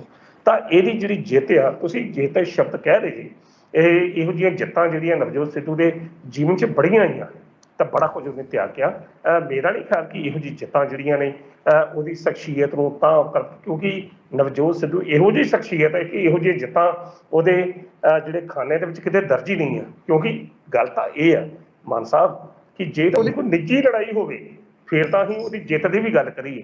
ਇਹ ਜਿੱਤ ਜਾਂ ਆਧਾਰ ਜਿਹੜਾ ਪੰਜਾਬ ਤੇ ਪੰਜਾਬੀ ਦਾ ਆਧਾਰ ਬਣਾ ਕੇ ਉਸ ਬੰਦੇ ਨੇ ਉਹ ਲੜਾਈ ਸ਼ੁਰੂ ਕੀਤੀ ਤੇ ਉਹ ਠੀਕ ਆ। ਔਰ ਤੁਸੀਂ ਦੇਖਣਾ ਜਿਸ ਦਿਨ ਉਹਨੇ ਲੜਾਈ ਸ਼ੁਰੂ ਕੀਤੀ ਤੇ ਠੀਕ ਆ, ਸਰਕਾਰ ਦੇ ਚੰਦ ਬੰਦੇ ਜਾਂ ਵਿਰੋਧੀ ਪਾਰਟੀਆਂ ਜੋ ਮਰਜ਼ੀ ਕਹੀ ਜਾਣ, ਪੰਜਾਬ ਦੇ ਲੋਕਾਂ ਦਾ ਹੜ ਉਹਦੇ ਮਗਰ ਸੀ, ਉਸ ਵਿਅਕਤੀ ਦੇ ਮਗਰ। ਤੇ ਜੇਕਰ ਚੰਨੀ ਹੁਣੀ ਸਾਡੇ ਪੰਜਾਬ ਦੇ ਜਿਹੜੇ ਮੌਜੂਦਾ ਮੁੱਖ ਮੰਤਰੀ ਨੇ ਕੱਲ ਸੱਦ ਕੇ ਤੇ ਉਹਨਾਂ ਨੇ ਇਹ ਗੱਲਾਂ ਬਾਤਾਂ ਕੀਤੀਆਂ ਕਿ ਠੀਕ ਆ ਸਭ ਕੁਝ, ਔਰ ਕੇਂਦਰ ਦੀ ਹਾਈ ਕਮਾਨ ਜਿਹੜੀ ਆ ਉਹ ਝੁਕੀ ਆ, ਨਵਜੋਤ ਸਿੱਧੂ ਨੇ ਝੁਕੀ ਹੈ। ਇਸ ਕਰਕੇ ਝੁਕੀ ਹੈ ਕਿਉਂਕਿ ਨਵਜੋਤ ਸਿੱਧੂ ਕੱਲਾ MLA ਨਹੀਂ ਆ, ਪੰਜਾਬ ਕਾਂਗਰਸ ਕਮੇਟੀ ਦਾ ਪ੍ਰਧਾਨ ਨਹੀਂ ਆ, ਉਹ ਇੰਨੇ ਹਜ਼ਾਰਾਂ ਜਾਂ ਲੱਖਾਂ ਦੀ ਪੰਜਾਬੀਆਂ ਦੀ ਪ੍ਰਤੀਨਿਧਤਾ ਕਰਨ ਵਾਲਾ ਬੰਦਾ ਜਿਹਨੇ ਇਹ ਗੱਲ ਕਹੀ ਆ, ਨਾ ਤਾਂ ਮੈਂ ਗਲਤ ਹੋਣ ਦੇਣਾ ਤੇ ਨਾ ਮੈਂ ਗਲਤ ਵੇਖਣਾ ਤੇ ਨਾ ਮੈਂ ਗਲਤ 'ਚ ਸ਼ਰੀਕ ਹੋਣਾ। ਅਣਖੀ ਸਰ ਜਿਵੇਂ ਉਹਨੂੰ ਜਿੱਤ ਹੋਈ ਹੈ ਵੀ ਉਹਨਾਂ ਜਿਵੇਂ ਹੁਣ ਬਿਆਨ ਆ ਰਹੇ ਨੇਗੇ ਵੀ ਉਹ ਪ੍ਰਧਾਨ ਤਾਂ ਬਣੀ ਰਹਿਣਗੇ, ਸੋ ਨਾਲ ਇੱਕ ਬਹੁਤ ਵੱਡਾ ਬਿਆਨ ਸ਼ਾਮ ਨੂੰ ਵੀ ਆਇਆ ਵੀ CM ਚੰਨੀ ਨੇ ਇੱਕ ਐਲਾਨ ਜੋ ਕੀਤਾਗਾ ਬੇਅਦਬੀ ਮਾਮਲੇ ਨੂੰ ਲੈ ਕੇ। ਸੋ ਗੱਲ ਕੀਤੀ ਗਈ ਸੀ ਕਿਉਂਕਿ ਉਹਨਾਂ ਨੇ ਜਿਵੇਂ ਆਪਾਂ ਤੁਸੀਂ ਗੱਲ ਦੱਸ ਰਹੇ ਸੀ ਨਵਜੋਤ ਸਿੰਘ ਸਿੱਧੂ ਨੇ ਏਜ ਨੂੰ ਲੈ ਕੇ ਵੀ ਸਵਾਲ ਚੁੱਕੇ ਸੀ। ਸੋ ਹੁਣ ਜਿਵੇਂ ਇਹ ਆਪਣੇ RS ਬੈਂਸ ਸਾਹਿਬ ਲਾਗੇ ਨੇ, ਸਪੈਸ਼ਲ ਪ੍ਰੋਸੀਕਿਊਸ਼ਨ ਹੈ ਜੀ ਵੀ ਇਹ ਹੁਣ ਸੁਣਵਾਈ ਦੇ ਵਿੱਚ ਜਾਇਆ ਕਰਨਗੇ ਸਰਕਾਰ ਵੱਲੋਂ ਜਦੋਂ ਵੀ ਬੇਅਦਬੀ ਦੀ ਕੋਈ ਮਾਮਲੇ ਦੇ ਉੱਪਰ ਸੁਣਵਾਈ ਹੋਇਆ ਕਰੇਗੀ। ਕੀ ਤੁਹਾਨੂੰ ਲੱਗਦਾ ਹੁਣ ਜਿਵੇਂ ਟਾਈਮ ਸਰਕਾਰ ਕੋਲ ਥੋੜਾ ਇਸ ਟਾਈਮ ਦੇ ਵਿੱਚ ਇਹ RS ਬੈਂਸ ਇਹ ਮੁੱਦਿਆਂ ਨੂੰ ਕਲੀਅਰ ਕਰ ਪਾਉਣਗੇ, ਬੇਅਦਬੀ ਦੀ ਜੋ ਸਭ ਤੋਂ ਵੱਡੀ ਗਲੇ ਦੀ ਹੱਡੀ ਬਣੇ ਹੋਏ ਕਾਂਗਰਸ ਸਰਕਾਰ ਦੇ ਲਈ? ਕਿਵੇਂ ਲੱਗ ਰਿਹਾ, ਕਿਸ ਤਰ੍ਹਾਂ ਦਾ ਰੋਲ ਹੋਏਗਾ RS ਬੈਂਸ ਸਾਹਿਬ ਦਾ? ਦੇਖੋ ਮੈਂ ਆਪਣੇ ਮਾਨ ਸਾਹਿਬ, ਮੈਂ ਤਾਂ ਇੰਨੀ ਗੱਲ ਪਹਿਲਾਂ ਕੀਤੀ ਹੈ ਕਿ ਇਹ ਗੱਲ ਜਿਹੜੀ ਆ ਸਰਕਾਰ ਦੀ ਨੀਅਤ ਤੇ ਸਰਕਾਰ ਦੀ ਨੀਤੀ ਤੇ ਨਿਰਭਰ ਕਰਦੀ ਹੈ, ਡਿਪੈਂਡ ਕਰਦੀ ਹੈ ਕਿ ਸਰਕਾਰ ਇਹਨਾਂ ਮੁੱਦਿਆਂ ਨੂੰ ਹੱਲ ਕਰਨਾ ਚਾਹੁੰਦੀ ਹੈ ਕਿ ਜੇਕਰ ਨਵਜੋਤ ਸਿੱਧੂ ਰੌਲਾ ਨਾ ਪਾਉਂਦਾ ਤੇ ਜਿਸ ਤਰੀਕੇ ਨਾਲ ਜਿਹੜੇ ਉਹ ਏਪੀ ਸਿੰਘ ਦਿਓਲ ਸੀ ਤਾਂ ਉਹ ਕੰਮ ਤੇ ਫਿਰ ਠੱਡੇ ਬਸਤੇ ਦੇ ਵਿੱਚ ਹੀ ਪਿਆ ਸੀ, ਖੱਚਰ ਖੇਡ ਡਿੱਗਣੀ ਹੀ ਸਾਰੀ ਕੰਮ ਹੋ ਜਾਣਾ ਸੀ। ਤਾਂ ਹਾਂ, ਹੁਣ ਜਿਸ ਤਰੀਕੇ ਨਾਲ RS ਬੈਂਸ ਦੀ ਨਿਯੁਕਤੀ ਕੀਤੀ ਗਈ ਆ ਸਪੈਸ਼ਲ ਤੌਰ 'ਤੇ ਕਿ ਉਹ ਬਕਾਇਦਾ ਤੌਰ 'ਤੇ ਬਰਗਾੜੀ ਮੋਰਚੇ ਜਾਂ ਬੇਅਦਬੀ ਦੇ ਜਿੰਨੇ ਵੀ ਮੁੱਦੇ ਨੇ ਉਹਨਾਂ ਨੂੰ ਵੇਖਣਗੇ ਤਾਂ ਇੱਕ ਚੰਗੀ ਗੱਲ ਆ, ਉਹ ਹੋਣਾ ਚਾਹੀਦਾ। ਤੇ ਘੱਟੋ ਘੱਟ ਇਹ ਗੱਲ ਕਲੀਅਰ ਹੈ ਕਿ ਇਹਦੇ ਨਾਲ ਜਿਹੜੇ ਉਹ ਵਾਅਦੇ, ਉਹ ਦਾਅਵੇ ਜਿਹੜੇ ਕਾਂਗਰਸ ਪਾਰਟੀ ਨੇ 2017 'ਚ ਕੀਤੇ ਸੀ, ਉਦੋਂ ਕੈਪਟਨ ਅਮਰਿੰਦਰ ਸਿੰਘ ਨੇ ਕੀਤੇ ਸੀ, ਤੇ ਅੱਜ ਉਹ ਜ਼ਿੰਮੇਵਾਰੀ ਚਰਨਜੀਤ ਸਿੰਘ ਚੰਨੀ ਹੋਣਾ ਦੀ ਹੈ ਤੇ ਬਤੌਰ ਪ੍ਰਧਾਨ ਉਹ ਜ਼ਿੰਮੇਵਾਰੀ ਨਵਜੋਤ ਸਿੰਘ ਸਿੱਧੂ ਹੋਣਾ ਦੀ, ਤਾਂ ਉਹਨਾਂ ਨੇ ਆਪਣੀ ਤੇ ਜ਼ਿੰਮੇਵਾਰੀ ਨਿਭਾਈ ਹੈ। ਤਾਂ ਹੁਣ ਘੱਟੋ ਘੱਟ ਇਹ ਦੇਖਣਾ ਜ਼ਰੂਰੀ ਹੈ ਕਿ ਇਸ ਸਾਰੇ ਮਸਲੇ ਦੇ ਵਿੱਚ ਜਿਹੜੇ ਸਾਡੇ ਪੰਜਾਬ ਦੇ ਮੌਜੂਦਾ ਮੁੱਖ ਮੰਤਰੀ ਚਰਨਜੀਤ ਸਿੰਘ ਚੰਨੀ ਹੈ, ਉਹ ਕਿੰਨੀ ਇਮਾਨਦਾਰੀ ਨਾਲ ਆਪਣਾ ਫਰਜ਼ ਨਿਭਾਉਂਦੇ ਆ, ਕਿੱਥੋਂ ਤੱਕ ਉਹ ਲੋਕਾਂ ਨਾਲ ਤੁਰਦੇ ਆ ਜਾਂ ਕਿੱਥੋਂ ਤੱਕ ਇਨਸਾਫ ਦਿਵਾਉਣ ਦੀ ਕੋਸ਼ਿਸ਼ ਕਰਦੇ ਆ। ਮਾਨ ਸਾਹਿਬ, ਕਹਾਣੀ ਇਹ ਆ ਕਿ ਜਿਸ ਤਰੀਕੇ ਨਾਲ ਏਪੀ ਸਿੰਘ ਦਿਓਲ ਨੂੰ ਬਣਾ ਦਿੱਤਾ ਗਿਆ, ਇੰਨਾ ਰੌਲਾ ਪਿਆ, ਸਭ ਕੁਝ ਹੋਇਆ, ਅੱਜ ਤੱਕ ਤਾਂ ਚਲੋ ADGP ਦੀ ਵੀ ਗੱਲ ਹੋ ਗਈ ਕਿ ਉਹਦੀ ਫਾਈਲ ਜਿਹੜੀ ਆ UPSC ਨੂੰ ਬਣਾ ਕੇ ਭੇਜ ਦਿੱਤੀ ਗਈ, ਕਿਉਂਕਿ ਉਹ ਪਰਮਾਨੈਂਟ ਤਾਂ ਹੈ ਹੀ ਨਹੀਂ ਸੀ ADGP, ਤਾਂ ਉਹਦੇ ਐਡੀਸ਼ਨਲ ਚਾਰਜ ਦਿੱਤਾ ਗਿਆ ਤੇ ਇੱਕ ਫਾਈਲ ਜਿਹੜੀ ਆ ਉਹ ਬਣਾ ਕੇ UPSC ਨੂੰ ਭੇਜ ਦਿੱਤੀ ਗਈ ਆ। UPSC ਫੈਸਲਾ ਕਰੇਗੀ ਕਿ ਪੰਜਾਬ ਦਾ ਜਿਹੜਾ DCP ਕੌਣ ਹੋਏਗਾ, ਹੋ ਗਈ ਗੱਲ। ਤਾਂ ਪਰ ਵੱਡੀ ਸਮੱਸਿਆ ਆ ਕਿ ਤੁਸੀਂ RS ਬੈਂਸ ਨੂੰ ਬਰਗਾੜੀ ਜਾਂ ਦੂਜੇ ਮੁੱਦਿਆਂ ਦੀ ਜਾਂਚ ਕਰਨ ਵਾਸਤੇ ਐਡਵੋਕੇਟ ਸੋਲਿਸਿਟਰ ਜਨਰਲ ਤੁਸੀਂ ਨਿਯੁਕਤ ਕਰ ਦਿੱਤਾ, ਪਰ ਇਸ ਤੋਂ ਵੱਡੀ ਤੁਹਾਡੀ ਕੀ ਮਜਬੂਰੀ ਹੈ? ਪ੍ਰਸ਼ਨ ਇੱਥੇ ਆ ਕਿ ਐਡੀ ਵੱਡੀ ਕੀ ਮਜਬੂਰੀ ਹੈ ਕਿ ਤੁਸੀਂ ਦਿਓਲ ਨੂੰ ਉਸ ਡਿਊਟੀ ਤੋਂ ਫਾਰਗ ਹੀ ਨਹੀਂ ਕਰ ਰਹੇ? ਹਾਂ ਬਿਲਕੁਲ ਜੀ, ਉਹਨੂੰ ਹਟਾਇਆ ਵੀ ਜਾ ਸਕਦਾ ਸੀਗਾ, ਮੰਨਦੇ ਆ ਵੀ ਜਿੱਤ ਜ਼ਰੂਰ ਹੋਈ ਹੈਗੀ, ਠੀਕ ਹੈ ਜੀ, ਨਵਜੋਤ ਸਿੰਘ ਸਿੱਧੂ ਜਿੱਤ ਜ਼ਰੂਰ ਹੋਈ ਹੈ ਉਹਨਾਂ ਦੇ ਕਹਿਣ ਦੇ ਮੁਤਾਬਕ, ਕਿਉਂਕਿ ਉਹਨਾਂ ਹਮੇਸ਼ਾ ਹੀ ਮੁੱਦਿਆਂ ਨੂੰ ਉਠਾਇਆ, ਚਾਹੇ ਬਰਗਾੜੀ ਕਾਂਡ ਦੀ ਗੱਲ ਕਰੀਏ ਚਾਹੇ ਬੇਅਦਬੀ ਦੀ ਗੱਲ ਕਰੀਏ। ਸੋ ਉਹਨਾਂ ਸਪੈਸ਼ਲ ਮੁੱਦਿਆਂ ਦੇ ਲਈ ਹੁਣ ਸਪੈਸ਼ਲ ਪ੍ਰੋਸੀਕਿਊਸ਼ਨ ਨਿਯੁਕਤ ਕਰ ਦਿੱਤੇ ਗਏ ਨੇ RS ਬੈਂਸ ਸਾਹਿਬ। ਸੋ ਜਿੱਤੇ ਹੈਗੀ ਤੇ ਨਾਲ ਜਿਵੇਂ ਤੁਸੀਂ ਕਹਿ ਰਹੇ ਹੋ ਇਹ ਵੀ ਵੱਡਾ ਪੇਚ ਹੈ ਵੀ ਉਹਨਾਂ ਨੂੰ ਕਿਉਂ ਨਹੀਂ ਹਟਾਇਆ ਜਾ ਰਿਹਾ ਦਿਓਲ ਸਾਹਿਬ ਨੂੰ, ਇਹ ਕੌਣ ਬੈਕ ਕਰ ਰਿਹਾ ਉਹਨਾਂ ਨੂੰ ਦਿਓਲ ਸਾਹਿਬ ਨੂੰ? ਹਾਂ, ਜਿਹੜਾ ਪ੍ਰਸ਼ਨ ਹੈ ਨਾ, ਇਹ ਜਿੱਤ ਪੰਜਾਬੀ ਤੇ ਪੰਜਾਬੀਅਤ ਦੀ ਉਦਣ ਹੋਏਗੀ ਕਿ ਇਸ ਸਾਰੇ ਘਟਨਾਕ੍ਰਮ ਦੇ ਪਿੱਛੇ ਜਿਹੜਾ ਵਿਅਕਤੀ ਉਹ ਇੰਨਾ ਤਾਕਤਵਰ ਆ। ਦੇਖੋ ਕਿੱਡੀ ਤਕੜੀ ਗੱਲ ਆ ਕਿ ਤੁਸੀਂ ਇੱਕ ਸਪੈਸ਼ਲ ਪ੍ਰੋਸੀਕਿਊਟਰ ਨਿਯੁਕਤ ਕਰ ਦਿੱਤਾ ਗਿਆ, ਪਰ ਉਸ ਨੂੰ ਹਟਾਇਆ ਨਹੀਂ ਗਿਆ, ਤੇ ਕਿਸ ਦੀ ਸਿਫਾਰਿਸ਼ ਤੇ ਉਹ ਲੱਗਾ, ਤੇ ਕਿਹੜਾ ਵਿਅਕਤੀ ਉਹ ਕੀ ਕਰਦਾ ਪਿਆ, ਤੇ ਕਿਉਂ ਉਹਦੇ ਪਿੱਛੇ ਸਰਕਾਰ ਇਸ ਤਰੀਕੇ ਨਾਲ ਖੜੀ ਆ ਕਿ ਇੰਨਾ ਕੁਝ ਹੋ ਗਿਆ। ਆਪਣੇ ਮਾਨ ਸਾਹਿਬ, ਤੁਹਾਨੂੰ ਮੈਂ ਕਲੀਅਰ ਕਹਤਾ, ਜਿਹੋ ਜਿਹੇ ਦੋਸ਼ ਦਿਓਲ ਸਾਹਿਬ ਤੇ ਲੱਗ ਰਹੇ ਜਿਹੜੇ ਪੰਜਾਬ ਦੇ ਮੌਜੂਦਾ ਕਥਿਤ ਤੌਰ ਤੇ ਇਹ ਮਤਲਬ ਈਜ਼ੀ ਨੇ, ਕੀ ਤੁਸੀਂ ਇਹਨਾਂ ਨੂੰ ਰੱਖ ਕੇ 2022 ਦੀਆਂ ਚੋਣਾਂ ਦੇ ਵਿੱਚ ਜੇਕਰ ਚੰਨੀ ਸਰਕਾਰ ਆਪਣੀ ਗੱਲ ਤੇ ਅੜੀ ਦਿੰਦੀ ਹੈ, ਕੀ ਤੁਸੀਂ ਚਲੋ ਠੀਕ ਆ ਨਵਜੋਤ ਸਿੱਧੂ ਨੂੰ ਮਨਾ ਲਓ, ਇੱਕ ਕਰਤਾ ਪੰਜਾਬ ਦੇ ਲੋਕ ਮਾਫ ਕਰਨਗੇ? ਕੀ ਪੰਜਾਬ ਦੀਆਂ ਜਿਹੜੀਆਂ ਗਰਮ ਖਿਆਲੀ ਜਥੇਬੰਦੀਆਂ ਨੇ ਕੀ ਇਸ ਮੁੱਦੇ ਤੇ ਕਾਂਗਰਸ ਨਾਲ ਤੁਰਨਗੀਆਂ? ਕੀ ਇਸ ਮੁੱਦੇ ਤੇ ਆਮ ਆਦਮੀ ਪਾਰਟੀ ਕੈਸ਼ ਕਰਨ ਦਾ ਯਤਨ ਨਾ ਕਰੂਗੀ? ਇਹੋ ਜਿਹੇ ਜਿਹੜੇ ਬੜੇ ਸਵਾਲ ਨੇ ਕਿ ਜਿਹੜੀ ਚੰਨੀ ਸਰਕਾਰ ਹੈ ਇਸ ਗੱਲ ਨੂੰ ਹੱਲ ਨਹੀਂ ਕਰ ਪਾ ਰਹੀ। ਪਰ ਪ੍ਰਸ਼ਨ ਇਹੋ ਹੀ ਆ, ਕੱਲ ਵੀ ਆਪਾਂ ਆਪਣੇ ਲਾਈਵ ਪ੍ਰੋਗਰਾਮ 'ਚ ਇਸ ਗੱਲ ਨੂੰ ਡਿਸਕਸ ਕੀਤਾ ਸੀ ਕਿ ਘੱਟੋ ਘੱਟ ਪਤਾ ਤਾਂ ਲੱਗੇ ਕਿ ਦਿਓਲ ਦੇ ਪਿੱਛੇ ਅਸਲੀ ਤਾਕਤ ਹੈ ਕਿਹੜੀ ਜੀ, ਕਿ ਜਿਹੜੀ ਸਰਕਾਰ ਤੋਂ ਬਾਹਰ ਰਹਿੰਦਿਆਂ ਹੋਇਆਂ ਵੀ ਸੁਬੇਰ ਸਿੰਘ ਸੈਣੀ ਦੇ ਜੇਕਰ ਵਕੀਲ ਦੇ ਮੌਜੂਦਾ ਪੰਜਾਬ ਸਰਕਾਰ ਦੇ ਵਿੱਚ ਲਿੰਕ ਨੇ, ਇੱਥੋਂ ਤੱਕ ਸੋਰਸ ਨੇ ਕਿ ਉਹ ਅੰਦਰ ਦੀਆਂ ਫਾਈਲਾਂ ਵੀ ਚੈੱਕ ਕਰ ਸਕਦਾ, ਤੇ ਇਹਦੇ ਪਿੱਛੇ ਅਸਲੀ ਤਾਕਤ ਹੈ ਕੌਣ? ਮੈਂ ਕਲੀਅਰ ਕੱਟ ਕਹਿਣਾ, ਇਹਦੇ ਵਿੱਚ ਚਰਨਜੀਤ ਸਿੰਘ ਚੰਨੀ ਕੁਝ ਵੀ ਨਹੀਂ ਆ, ਇਹਦੇ ਪਿੱਛੇ ਅਸਲੀ ਉਹੀ ਤਾਕਤਾਂ ਨੇ ਕਿ ਜਿਹੜੀਆਂ ਪਰਦੇ ਦੇ ਪਿੱਛੇ ਰਹਿ ਕੇ ਇਹੋ ਜਿਹਾ ਕੁਝ ਕਰਦੀਆਂ ਪਈਆਂ ਨੇ ਕਿ ਜਿਹਦੀ ਚੰਨੀ ਨੂੰ ਵੀ ਸਮਝ ਨਹੀਂ ਆ ਰਹੀ। ਜੋ ਮਰਜ਼ੀ ਕਰ ਲਓ, ਤੁਸੀਂ ਕਹਿ ਸਕਦੇ ਜੇ ਕਿ ਠੀਕ ਆ ਜੀ ਇਹ ਸਭ ਕੁਝ ਠੀਕ ਹੋ ਗਿਆ, ਪਰ ਮੇਰੇ ਅਨੁਸਾਰ ਕੁਝ ਨਹੀਂ ਜੇ ਠੀਕ ਹੋਇਆ। ਇਹਦਾ ਅਜ਼ਮਾਨਾ ਜਿਹੜਾ ਹੈ 2022 ਦੀਆਂ ਚੋਣਾਂ ਦੇ ਵਿੱਚ ਪੰਜਾਬ ਦੀ ਮੌਜੂਦਾ ਕਾਂਗਰਸ ਸਰਕਾਰ ਨੂੰ ਭੁਗਤਣਾ ਪਵੇਗਾ, ਕਿਉਂਕਿ ਇਹਨਾਂ ਗੱਲਾਂ ਦਾ ਓਨਾ ਪਤਾ ਸ਼ਾਇਦ ਨਵਜੋਤ ਸਿੱਧੂ ਹੁਣਾਂ ਨੂੰ ਵੀ ਨਾ ਹੋਵੇ ਜਿੰਨਾ ਲੋਕਾਂ ਨੂੰ ਪਤਾ ਸੀ ਕਿ ਇਹ ਬੰਦਾ ਕੌਣ ਹੈ। ਤੇ ਜੇਕਰ ਉਹ ਸਾਰੇ ਸੰਦਰਭਾਂ ਦੇ ਵਿੱਚ ਤੁਸੀਂ ਅਜਿਹੀਆਂ ਸਥਿਤੀਆਂ ਸਿਰਜ ਦਿੱਤੀਆਂ ਤੇ ਇਹਦੇ ਬਾਵਜੂਦ ਤੁਸੀਂ ਉਹਨੂੰ ਫਰਕ ਨਹੀਂ ਕੀਤਾ, ਤਾਂ ਕਿਹੜਾ ਵਿਅਕਤੀ ਆ ਜਿਹੜਾ ਕਾਂਗਰਸ ਪਾਰਟੀ ਦੇ ਇਸ ਜਿਹੜਾ ਕਦਮ ਨੂੰ ਜਾਇਜ਼ ਠਹਿਰਾਏਗਾ, ਚਾਹੇ ਉਹ ਚਰਨਜੀਤ ਚੰਨੀ ਵੱਲੋਂ ਹੋਵੇ ਚਾਹੇ ਕਿਸੇ ਵੱਲੋਂ ਹੋਵੇ। ਪਰ ਮੈਂ ਇੱਕ ਗੱਲ ਕਹਿੰਦਾ ਕਿ ਇਹਦੇ ਪਿੱਛੇ ਚਰਨਜੀਤ ਸਿੰਘ ਚੰਨੀ ਹੁਣੀ ਮੈਨੂੰ ਦਿਖਾਈ ਨਹੀਂ ਦਿੰਦੇ, ਕੋਈ ਹੋਰ ਤਾਕਤ ਆ ਕਿ ਜਿਹੜੀ ਇਸ ਪਿੱਛੇ ਲੁਕੀ ਆ ਔਰ ਸਭ ਕੁਝ ਕਰਦੀ ਹੈ। ਜੀ ਮਾਨ ਸਾਹਿਬ। ਸੋਲੰਕੀ ਸਾਹਿਬ, ਚਲੋ ਜਿਹੜੀ ਮਰਜ਼ੀ ਤਾਕਤ ਵੀ ਖੜੀ ਹੋਵੇ, ਚਾਹੇ ਆਪਾਂ ਦਿਓਲ ਸਾਹਿਬ ਦੀ ਗੱਲ ਕਰੀਏ ਜਾਂ ਬਾਕੀ ਵੀ ਜਿਸ ਤਰ੍ਹਾਂ ਦਾਗੀ ਮੰਤਰੀਆਂ ਦੀ ਗੱਲ ਕਰੀਏ, ਉਹਨਾਂ ਪਿੱਛੇ ਜਿਹੜੀ ਮਰਜ਼ੀ ਤਾਕਤ ਹੋਵੇ, ਹੋ ਸਕਦਾ ਕੋਈ ਚੰਨੀ ਸਰਕਾਰ ਦੀਆਂ ਵੀ ਮਜਬੂਰੀਆਂ ਹੋਣ ਵੀ ਇਹਨੂੰ ਰੱਖਿਆ ਹੈਗਾ, ਜਾਂ ਹੋ ਸਕਦਾ ਕੋਈ ਹਾਈ ਕਮਾਂਡ ਦੇ ਹੁਕਮ ਹੋਣ, ਹਾਈ ਕਮਾਂਡ ਦੀਆਂ ਕੋਈ ਮਜਬੂਰੀਆਂ ਹੋਣ, ਚਲੋ ਇਹ ਬਾਅਦ ਦੇ ਮੁੱਦੇ ਦੀ ਗੱਲ ਹੈ। ਸੋ ਸਭ ਤੋਂ ਪਹਿਲਾਂ ਤਾਂ ਗੱਲ ਵੱਡੀ ਇਹ ਹੈ ਵੀ ਅੱਜ ਨਵਜੋਤ ਸਿੰਘ ਸਿੱਧੂ ਜਿੱਤ ਹੋਈ ਹੈ, ਪੰਜਾਬੀਆਂ ਦੀ ਜਿੱਤ ਹੋਈ ਹੈ, ਪੰਜਾਬੀਅਤ ਜਿੱਤ ਹੋਈ ਹੈ, ਕਿਉਂਕਿ ਇਹ ਚਾਹੇ ਦਾਗੀ ਮੰਤਰੀ ਜਾਂ ਇਹ ਦਾਗੀ ਜਿਹੜੇ ਅਫਸਰ ਨੇ ਉਹ ਰਹਿਣਗੇ, ਸਿਸਟਮ ਦੇ ਵਿੱਚ ਰਹਿਣਗੇ, ਲੇਕਿਨ ਇਹਨਾਂ ਦੇ ਨਾਲ ਹੁਣ ਇਮਾਨਦਾਰ ਜਿਹੜੇ ਲੋਕ ਨੇ ਉਹ ਵੀ ਜੁੜਨ ਲੱਗੇ ਨੇ, ਚਾਹੇ ਨਵਜੋਤ ਸਿੰਘ ਸਿੱਧੂ ਦੀ ਪਹਿਲ ਤੇ ਜੁੜਨ ਲੱਗੇ ਨੇ, ਨਵਜੋਤ ਸਿੰਘ ਸਿੱਧੂ ਦੇ ਨਾਰਾਜ਼ਗੀ ਤੋਂ ਬਾਅਦ ਜੁੜਨ ਲੱਗੇ ਨੇ, ਲੇਕਿਨ ਬਰਗਾੜੀ ਕਾਂਡ ਹੋਈ ਹੈ ਜਾਂ ਬੇਅਦਬੀ ਦੇ ਮਾਮਲੇ ਨੇ ਉਹ ਹੱਲ ਹੋਣ ਦੀ ਉਮੀਦ ਬਣਦੀ ਨਜ਼ਰ ਆ ਰਹੀ ਹੈ। ਸੋ ਹੁਣ ਆਪਾਂ ਦੂਸਰੇ ਸਵਾਲ ਤੇ ਆਈਏ, ਗੱਲ ਕਰੀਏ ਹੁਣ ਕੈਪਟਨ ਅਮਰਿੰਦਰ ਸਿੰਘ ਦੀ। ਉਹਨਾਂ ਦੇ ਵੱਲੋਂ ਕੱਲ ਇੱਕ ਬਹੁਤ ਵੱਡਾ ਬਿਆਨ ਆਇਆ ਸੀ ਵੀ ਮੈਂ ਕਾਂਗਰਸ ਦੇ ਵਿੱਚ ਹੁਣ ਨਹੀਂ ਰਹਾਂਗਾ, ਕਾਂਗਰਸ ਦੇ ਨਾਲ ਮੈਂ ਨਹੀਂ ਬਣਿਆ ਰਹਾਂਗਾ, ਤੇ ਨਾਲ ਬਿਆਨ ਆਇਆ ਸੀ ਵੀ ਮੈਂ ਬੀਜੇਪੀ ਦੇ ਵਿੱਚ ਵੀ ਨਹੀਂ ਜਾਵਾਂਗਾ। ਸੋ ਉੱਥੇ ਚਰਚਾਵਾਂ ਦਾ ਦੌਰ ਸ਼ੁਰੂ ਹੋ ਚੁੱਕਿਆ ਸੀ ਕਿ ਆਖਰ ਹੁਣ ਉਹਨਾਂ ਦੀ ਅਗਲੀ ਰਣਨੀਤੀ ਕੀ ਹੋਏਗੀ। ਸੋ ਅੱਜ ਚਰਚਾਵਾਂ ਦਾ ਦੌਰ ਹੈ ਵੀ ਆਉਂਦੇ 10 ਜਾਂ 15 ਦਿਨਾਂ ਦੇ ਤੱਕ ਕੈਪਟਨ ਅਮਰਿੰਦਰ ਸਿੰਘ ਨਵੀਂ ਪਾਰਟੀ ਬਣਾ ਸਕਦੇ ਨੇ। ਸੋ ਉਧਰੋਂ ਸੁਖਦੇਵ ਸਿੰਘ ਢੀਂਡਸਾ ਵੱਲੋਂ ਵੀ ਇੱਕ ਵੱਡਾ ਬਿਆਨ ਅੱਜ ਆਇਆਗਾ ਕੈਪਟਨ ਅਮਰਿੰਦਰ ਸਿੰਘ ਦੇ ਨਾਲ, ਉਹ ਉਹਨਾਂ ਦੇ ਸਮਰਥਨ ਦੇ ਵਿੱਚ ਬੋਲਦੇ ਹੋਏ ਨਜ਼ਰ ਆਏ ਨੇ। ਉਹ ਕਹਿ ਰਹੇ ਨੇ ਵੀ ਜੇਕਰ ਤੀਜਾ ਬਦਲ ਬਣਾਉਣ ਦੀ ਲੋੜ ਪਈ ਤਾਂ ਉਹ ਕੈਪਟਨ ਅਮਰਿੰਦਰ ਸਿੰਘ ਦੇ ਨਾਲ ਆਉਣਗੇ।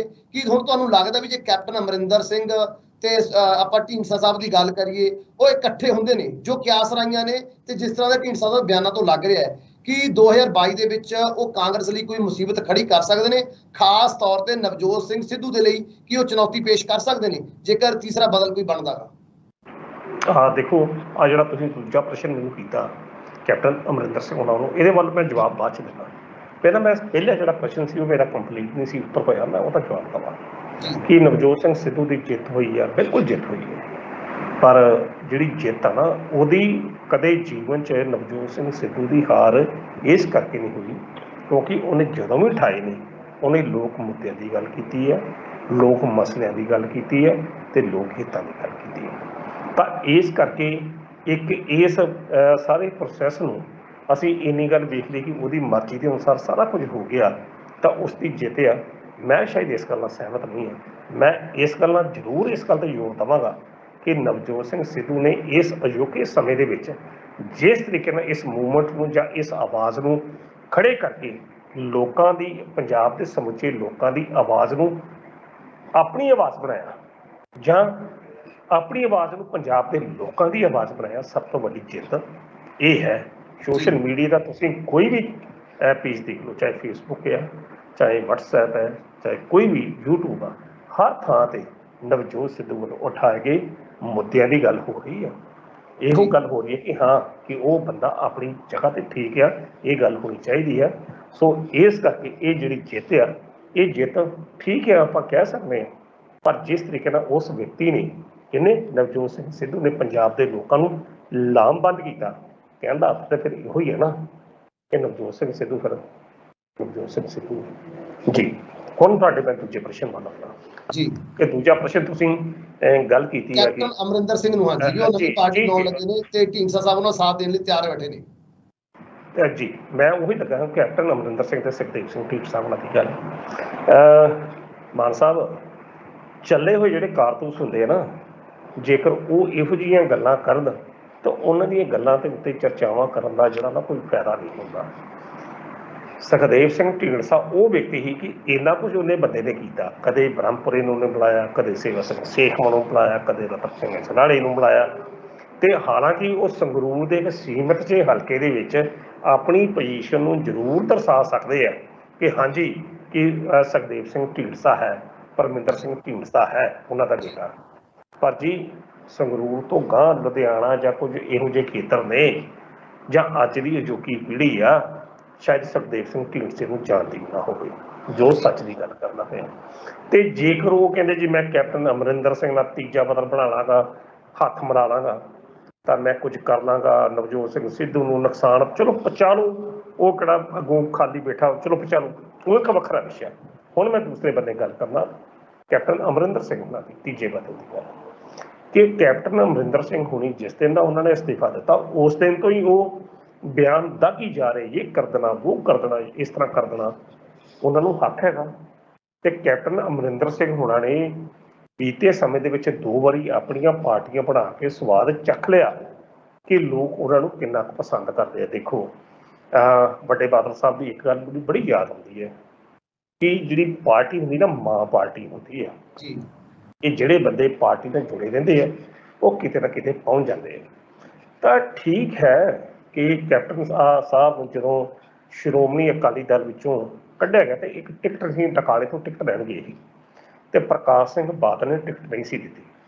ਤਾਂ ਮੈਨੂੰ ਯਾਦ ਆ ਕਿ ਆਦਮਪੁਰ ਹਵਾਈ ਅੱਡੇ ਤੇ ਫਾਰੂਕ ਅਬਦੁੱਲੇ ਨੇ ਆਉਣਾ ਸੀ ਤਾਂ ਉਸ ਵੇਲੇ ਇਲੈਕਸ਼ਨ ਫਾਰੂਕ ਅਬਦੁੱਲਾ ਆਇਆ ਤੇ ਫਾਰੂਕ ਅਬਦੁੱਲੇ ਨੇ ਸਿਫਾਰਿਸ਼ ਕੀਤੀ ਬਾਦਲ ਸਾਹਿਬ ਨੂੰ ਕਿ ਇਹਨੂੰ ਕੈਪਟਨ ਸਾਹਿਬ ਨੂੰ ਇੱਕ ਟਿਕਟ ਦੇ ਦਿਓ ਟਕਾਲਾ ਜੀ। ਪਰ ਫਾਰੂਕ ਅਬਦੁੱਲੇ ਦੀ ਜਿਹੜੀ ਸਿਫਾਰਿਸ਼ ਸੀ ਪ੍ਰਕਾਸ਼ ਸਿੰਘ ਬਾਦਲ ਹੋਣਾ ਨੇ ਮਨਜ਼ੂਰ ਨਹੀਂ ਸੀ ਕੀਤੀ। ਫਿਰ ਉਸ ਤੋਂ ਬਾਅਦ ਇਹਨਾਂ ਨੇ ਸ਼੍ਰੋਮਣੀ ਅਕਾਲੀ ਦਲ ਬਣਾਇਆ 1992 ਤੇ ਸੀਟਾਂ ਕੁਝ ਵੀ ਨਹੀਂ ਆਇਆ। ਅਖੀਰ ਇਹਨਾਂ ਨੂੰ ਜਾ ਕੇ ਕਾਂਗਰਸ ਪਾਰਟੀ ਦੀ ਝੋਲੀ ਚ ਪਾਇਆ ਪਿਆ ਹੈ ਜੀ। ਤੇ ਅੱਜ ਵੀ ਸਥਿਤੀ ਕੈਪਟਨ ਅਮਰਿੰਦਰ ਸਿੰਘ ਹੁਣੀ ਇੱਕ ਅਸੀਂ ਕਹਿ ਸਕਦੇ ਕਿ ਇੱਕ ਇੰਗਲਿਸ਼ ਸ਼ਬਦ ਹੈਗਾ ਜਿਹੜਾ ਫੂਲਸ ਪੈਰਾਡਾਈਜ਼, ਚਲੋ ਉਹ ਬੜੀ ਵੱਡੀ ਸ਼ਖਸੀਅਤ ਆ, ਇਹ ਸ਼ਬਦ ਸ਼ਾਇਦ ਉਹਨਾਂ ਵਾਸਤੇ ਠੀਕ ਨਾ ਹੋਵੇ ਪਰ ਇੰਗਲਿਸ਼ ਦੀ ਟਰਮ ਫੂਲਸ ਪੈਰਾਡਾਈਜ਼, ਮੂਰਖਾਂ ਦਾ ਸਵਰਗ। ਕਿ ਮੂਰਖ ਕਹਿੰਦੇ ਕਿ ਮੈਂ ਹਰਾਉਣਾ ਹੀ ਹਰਾਉਣਾ, ਨਵਜੋਤ ਸਿੱਧੂ ਨੂੰ ਹਰਾ ਦੇਣਾ। ਭਾਈ ਸਾਹਿਬ ਤੁਹਾਨੂੰ ਕਹਿੰਦੇ ਮਨਾ ਥੋੜਾ ਕੀਤਾ, ਹਰਾਓ, ਸੁਖਦੇਵ ਸਿੰਘ ਢੀਂਡ ਸਾਹਿਬ ਲਾਓ, ਘੱਟੋ ਘੱਟ ਮਜ਼ਾ।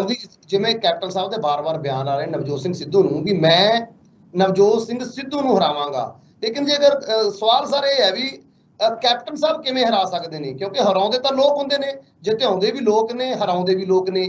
ਤੇ ਮੈਨੂੰ ਤਾਂ ਇਹ ਲੱਗ ਰਿਹਾ ਵੀ ਸ਼ਾਇਦ ਆਪ ਹੀ ਨਾ ਹਾਰ ਜਾਣਾ, ਕਿਉਂਕਿ ਜਿਵੇਂ ਮੈਂ ਅੱਜ ਇਹਨਾਂ ਸਲਾਹਕਾਰ ਨੇਗੇ ਮੁਸਤਫਾ ਜੀ, ਉਹਨਾਂ ਦਾ ਬਿਆਨ ਆਇਆ ਨਵਜੋਤ ਸਿੰਘ ਸਿੱਧੂ ਦੇ ਸਲਾਹਕਾਰ ਦਾ। ਉਹ ਕਹਿੰਦੇ ਵੀ ਕੈਪਟਨ ਸਾਹਿਬ ਨਵਜੋਤ ਸਿੰਘ ਸਿੱਧੂ ਦੇ ਵਿਰੁੱਧ ਪਟਿਆਲੇ ਦੀ ਲੜ ਲੈਣ, ਕਿਉਂਕਿ ਹੁਣ ਉਹਨਾਂ ਮੂਡ ਬਣਾ ਚੁੱਕੇ ਨੇ। ਨਵਜੋਤ ਸਿੰਘ ਸਿੱਧੂ ਵੀ ਹੋ ਸਕਦਾ 2022 ਦੇ ਵਿੱਚ ਉਹ ਇੱਥੋਂ ਪਟਿਆਲੇ ਦੀ ਚੋਣ ਲੜਨ। ਕਿਵੇਂ ਦੇਖ ਰਹੇ ਉਹਨਾਂ ਬਿਆਨਾਂ ਨੂੰ? ਮੈਂ ਉਸੇ ਗੱਲ ਵੱਲ ਆ ਰਿਹਾ ਸਾਂ, ਤੁਸੀਂ ਮੇਰੀ ਗੱਲ ਕੱਟ ਦਿੱਤੀ। ਮੈਂ ਤੁਹਾਨੂੰ ਇਹੋ ਲੱਗਾ ਕਿ ਕੈਪਟਨ ਅਮਰਿੰਦਰ ਸਿੰਘ ਹੋਣਾ ਦਾ ਬਾਰ-ਬਾਰ ਅੱਜ ਕੱਲ੍ਹ ਵੀ ਰਿਪੋਰਟ ਤੇ ਕਿ ਮੈਂ ਉਸ ਨੂੰ ਮੁੱਖ ਮੰਤਰੀ ਨਹੀਂ ਬਣਨਾ, ਮੈਂ ਉਹਨੂੰ ਹਰਾਉਣਾ। ਠੀਕ ਆ, ਤੁਸੀਂ ਹਰਾਓ, ਪਰ ਘੱਟੋ ਘੱਟ ਤੁਸੀਂ ਇੱਕ ਵਾਰੀ ਉਹਦੇ ਸਾਹਮਣੇ ਚੋਣ ਲੜਨ ਦਾ ਮਨ ਤਾਂ ਬਣਾਓ, ਮੂਡ ਬਣਾਓ। ਤੁਹਾਡੇ ਕੋਲ ਜੇਕਰ ਅੱਜ ਤੱਕ ਨੇਤਾ ਹੀ ਕੋਈ ਨਹੀਂ ਹੈ ਨਵਜੋਤ ਸਿੱਧੂ ਦੇ ਖਿਲਾਫ, ਇੱਕ ਬੰਦਾ ਖੜਾ ਕਰਨ ਦਾ ਕਿ ਉਹਦੇ ਖਿਲਾਫ, ਘੱਟ ਤੋਂ ਘੱਟ ਇੰਨੀ ਗੱਲ ਤਾਂ ਕਹੋ ਕਿ ਮੈਂ ਨਵਜੋਤ ਸਿੱਧੂ ਦੇ ਖਿਲਾਫ ਲੜਾਂਗਾ। ਜਿਸ ਤਰੀਕੇ ਨਾਲ ਉਹਨਾਂ ਨੇ ਅੱਜ ਤੋਂ 2 ਮਹੀਨੇ ਪਹਿਲਾਂ ਇੱਕ ਸਟੇਟਮੈਂਟ ਦਿੱਤੀ ਸੀ ਕਿ ਮੈਂ ਨਵਜੋਤ ਸਿੱਧੂ ਨੂੰ ਕਹੇ ਮੇਰੇ ਸਾਹਮਣੇ ਆ ਕੇ ਪਟਿਆਲੇ ਤੇ ਚੋਣ ਲੜੇ। ਹਾਂਜੀ, ਹੁਣ ਤਾਂ ਸਾਰਾ ਮੈਦਾਨ ਖਾਲੀ ਹੈ, ਹੁਣ ਤੁਸੀਂ ਲੜੋ ਉਹਦੇ ਖਿਲਾਫ। ਸਵੀਕਾਰ ਹੋ ਚੁੱਕਿਆ ਜੀ, ਹੋ ਚੁੱਕਿਆ ਸਵੀਕਾਰ ਹੋ ਨਵਜੋਤ ਸਿੰਘ ਸਿੱਧੂ ਦੇ ਸਲਾਹਕਾਰ ਵੱਲੋਂ।